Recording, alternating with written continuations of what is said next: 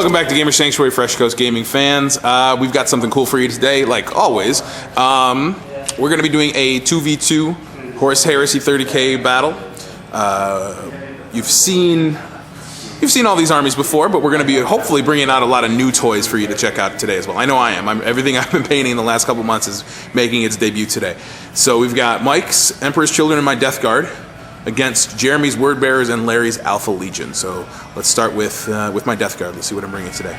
All right, here's my 2,000 points. Like I said, we got a lot of new stuff. I have my Chaplain that's been repainted and retasked to be a Death Guard Chaplain. He's got melted bombs and artificer armor. He's going to be leading a 20-man tack squad. The sergeant has melted bombs, and other than that, that's it. No other upgrades. For my other troop choice, I have a 10-man squad of breachers. There's 2 melta-guns, a sergeant with a the power side, the Death Shroud power side. He also has melted bombs, and they're going to be riding in a Land Raider that is just stock. I have on this side a squad of destroyers with the 2 rad missile launchers. Sergeant also has a power scythe and melta bombs. I have a Leviathan pattern dreadnought. This is my new favorite model of all time. You guys know how much I love my dreadnoughts, and this thing is just beastly. He's got the chain fist wrecker on the one side for some armor bay and goodness. I kept the heavy flamer stock, but of course gave him chem munitions because he's a Death Guard. And then he's got the Grav Flux Bombard, which is, I think, one of the funkiest weapons we've ever seen Forge World come out with, and we'll see how good it is. My last new additions are the pair of Vindicators in the background, just stock again. And then I have my 3 Rapiers in the middle for some cheap anti-tank support.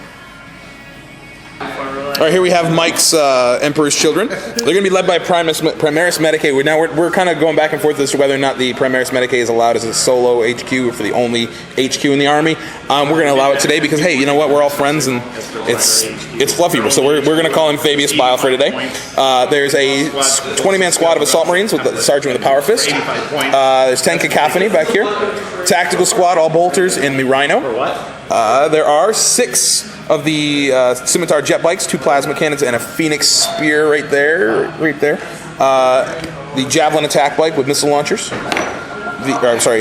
Attack speeder. The Xiphon, just stock. I don't really think you can put upgrades on there. Whirlwind Scorpius and the Sicaran Venator. That guy better come in handy today. 2,000 points right there. All right, now for the other side, we've got Larry's Alpha Legion. They're going to be led by, Armelius Dynet? Yep. Armelius Dynet. There's a level 2 Librarian. The Sicaran with glass cannons on the side. Typhon as well. We are really not having fun with that thing the last couple games we played against it.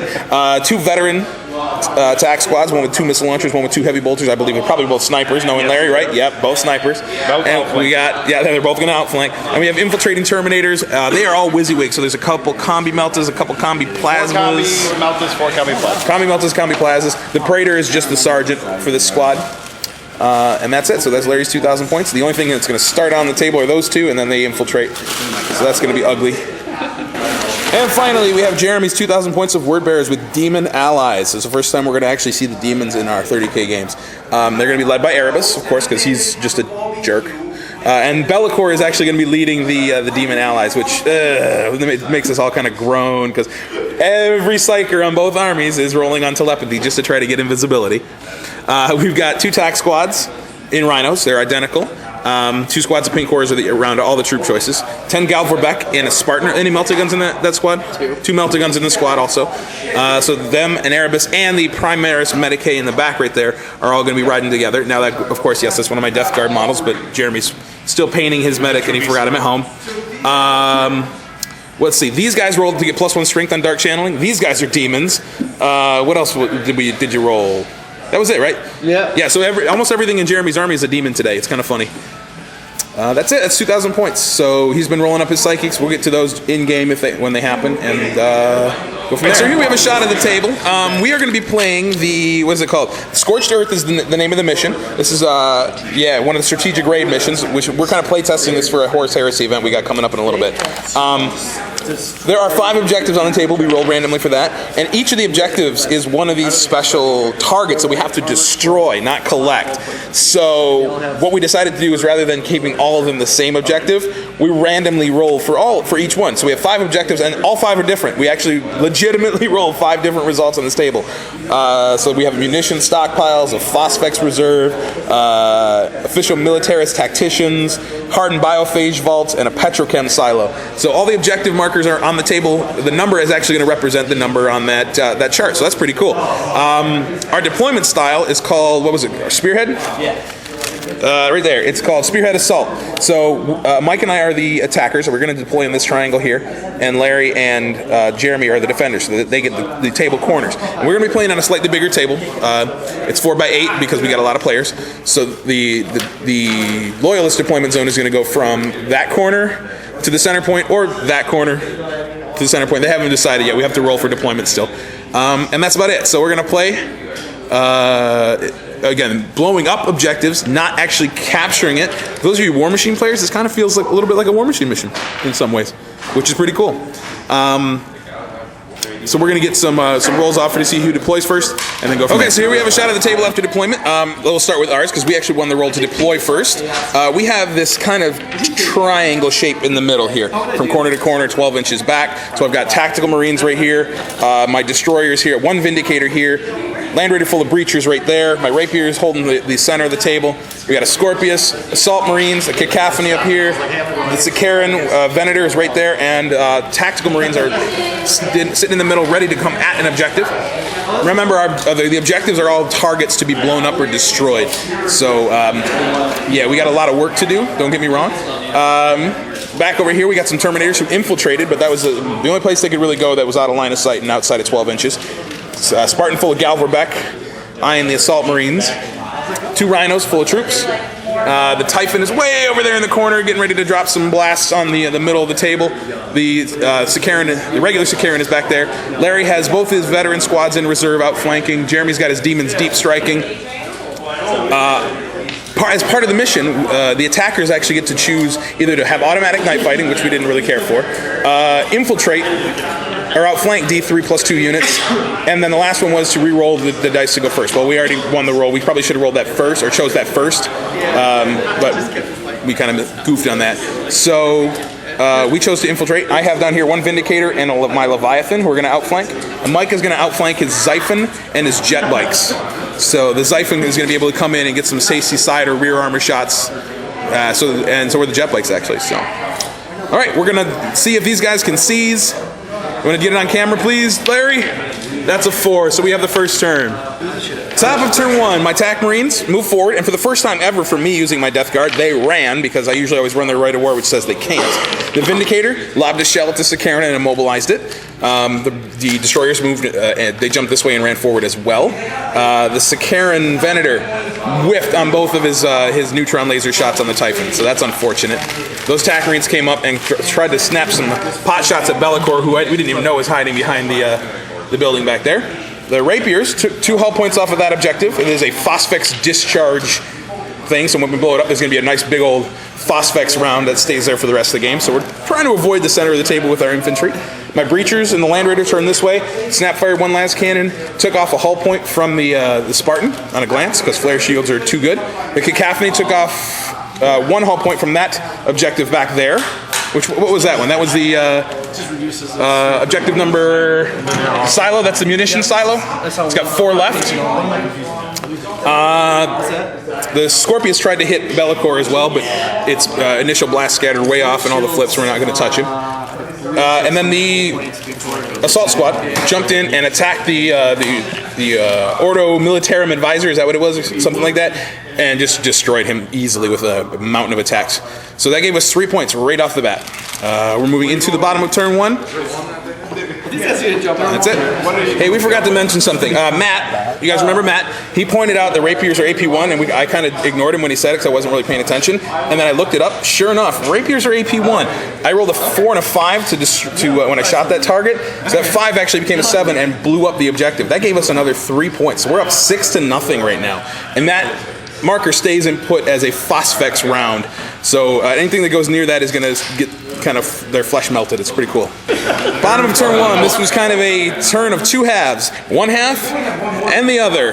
This half, the Typhon shot at a las cannon and penned the Venator, but Mike made his cover save. The big old Dreadhammer cannon tried to shoot at my poor little destroyers and scattered this way, right in the middle, and absolutely missed everything. The Karen shot las cannons and the accelerator autocannon at my Vindicator and blew off the combi bolter. And that's it. That's all that happened over here. Nothing. Got a combi bolter blown up. Over here, Bellicor charged in and blew up the Rhino, killed one of the Marines with the explosion, and that was it for there. They failed their leadership check and they are pinned now. Over here, the Whirlwind Scorpius got blown up by the Spartan. And then it unloaded the Galverbeck, and you see the Assault Marines that were there and it got us 3 victory points in turn 1. Yeah, they're gone. They didn't inflict a single casualty in return in combat, and then got swept off the table.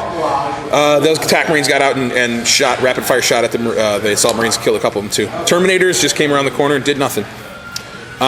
So the bad guys got 1 point for First Blood. And with our 2 objectives we have 6 points right now. They get points for the objectives if they are not destroyed. So at the beginning of the game, they basically had 15 points, and we are chewing into that. So right now it's 6-10 unofficially. 6-10. 6-10, man. I'm always going to put myself first. I know, but I'm going to always put myself first because that's what kind of selfish guy I am. We're going to move into the bottom of turn 2. We got at least 4 units to roll for reserves, and we'll see what we can do. All right, so the top of turn 2 started kind of slow for us. We only got these 2 units in from our reserves. Everything else just decided to putter around out on their own. However, it's almost like we don't really need them. He came over here. The speeder came over here, took a hull point off of the objective here. The Vindicator had a bead on Erebus right here, and Jeremy failed 2 lookout sir rolls and 1 cover save. Erebus and 2 guys were splatted by Vindicator's shell, so that's good news for us. That was Warlord, and did some damage there. Awesome, we're happy. These attack Marines were ignored. These guys got shot at by my destroyers, and I only killed 1 with the rad missiles, and then a couple more with bolt pistols, which was good. I did hit Bellicor, but he made his invuln safe. I got him with the edge of the blast because he's invisible right now. The Land Raider came over here and tried to snap fire Bellicor and failed. Those guys snap fired at the Marines and didn't do anything. And we start to get a little better as we go this way. The Venator shocked the Typhon. He is only snap firing next turn, which is awesome because my 20 attack Marines are all huddled around the objective right there. I knocked 4 hull points off it, but it has 5. So it's still good. My melta bombs didn't do a whole lot.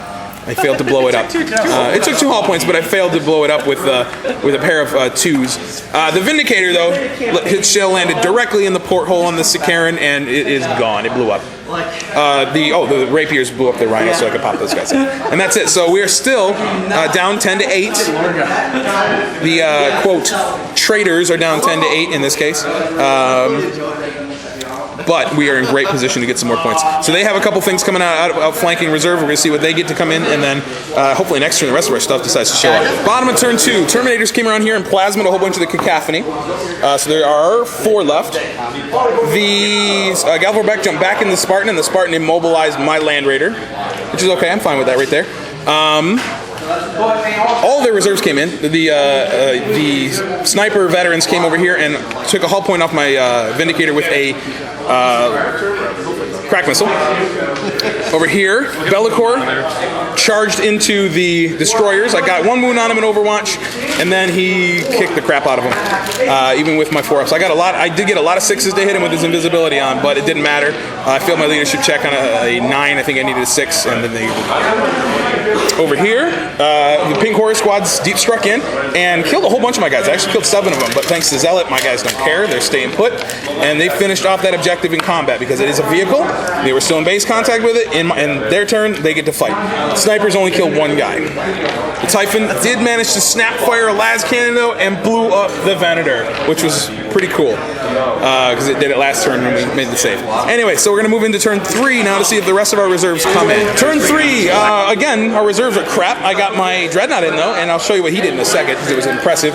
The Marines here, Fury of the Legion, one of the squad of Pink Horse, and they're gone. The Vindicator killed a whole bunch of those Marines and shook the Rhino, but the Marines are holding, so they're okay, too. Nothing touched the Typhon, though. That's going to scare me next turn. These guys, combined with my Breachers who jumped out of the Land Raider, and the Rapiers to finish off Bellicor. The Fury of the Legion from those guys is what finally did it.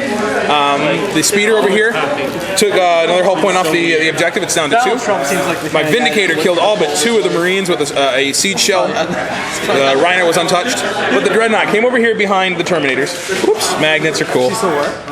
I got 2 of them with the Heavy Flamers. 4 more with the Grav Flux Bombard, which is going to stay here and play. I forgot because we have difficult terrain to make. And then the last 2 Terminators got killed by the Cacophony. So it's just down to Dynet and his little librarian buddy. That's it.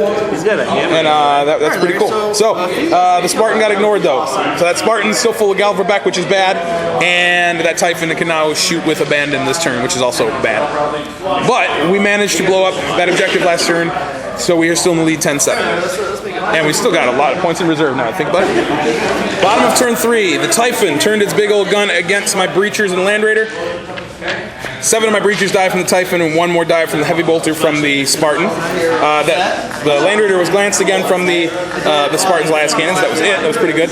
Over here, the Pink Horrors shot at and charged my Marines. So did the Snipers. I lost 1 Marine total, and another one in combat. They killed all the Pink Horrors in return because my Warlord trait allows me to reroll 1s to wound, and I have Zealot, which is really nice. So Chappie's doing his job.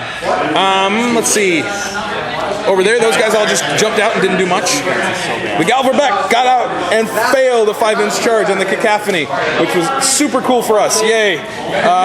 Over here, the Vindicator got killed by 2 Melt-A-Bomb vets in combat. The tank, the Rhino, rammed the Skimmer and did nothing. But my Dreadnought got charged by Dynet and the Librarian. I did a wound and Overwatch with the Heavy Flamers to Dynet. Larry decided not to look out, sir. The snap-fired Melt-A-Gun hit. Probably should have. And I killed him instantly. So Dynet insta-killed with the Melt-A-Gun, and then the Librarian just, with his Melt-A-Bombs had no chance against the Siege Claw. Then I roll a 5 to consolidate, so I'm getting a little closer to be able to do something really nasty with that Dreadnought.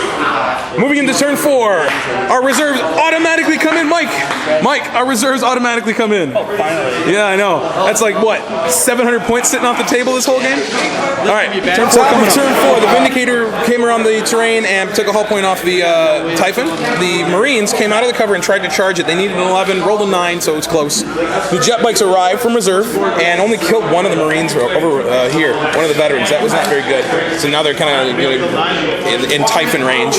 Back over here, the Land Raider shot at, it split its fire against the Typhon and the Spartan. Didn't do anything. The Rapiers blew up that Rhino and did 13 wounds on the Space Marines crowded around it. But I think only 1 or 2 Marines died. Nothing major.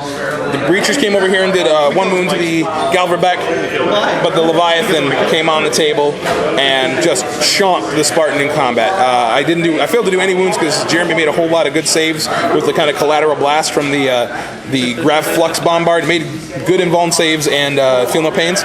So nothing else got hurt. That guy took a wound because of the Spartan exploding. And that's it. The Xiphon tried to hurt the Spartan too, but it failed. And so did the Land Speeder. So anyway, we should just let the Dreadnought do its job. We're going to go into the bottom of turn 4 now. Everything is on the table. Yay. Bottom of turn 4. The veterans turned and charged into my guys here. They killed 1, but I killed 2 in return, and then I swept them in combat, which was awful nice. And then I'm consolidating towards the Typhon to actually drop 2 Melt-A-Bombs on the next turn. The Typhon, though, obliterated the whole squad of jet bikes. There's 1 duder left. That's not good for us. Over here, the Galverbeck, just out of pride, turned to assault the Leviathan. Jeremy did this because they mathematically can't win unless they wipe us off the table, and that's really just not going to happen. Nothing. Everything either whiffed or I made say, actually, no, you failed to pen anything, and I didn't hit you at all. So that was terrible. I think I did 1 wound and Overwatch with my Flamers. Right there, those 2 Marines managed to kill the Land Speeder, though, which is pretty good. So we're going to call it, I guess, right here because it's still early enough in the day. We all kind of want to get home to our families. Maybe go grab a burger or something and chill and hang out and talk. But yeah, this bottom of turn 4, I think that Typhon's going to get blown up with Melt-A-Bombs. But that's really, I mean, we could just fly that Xiphon around the table all day long and not get wiped out and win on victory points. Even if they got the extra point for the attrition battle, that what's it called? Last man standing, it's still going to be our game. So, awesome, nice scenario. We're going to tweak it a little bit and maybe make it a little more reasonable for the Horus Heresy event we have coming up next month. But thanks again for watching, and stay tuned for a lot more. We all have a lot more new stuff coming in again.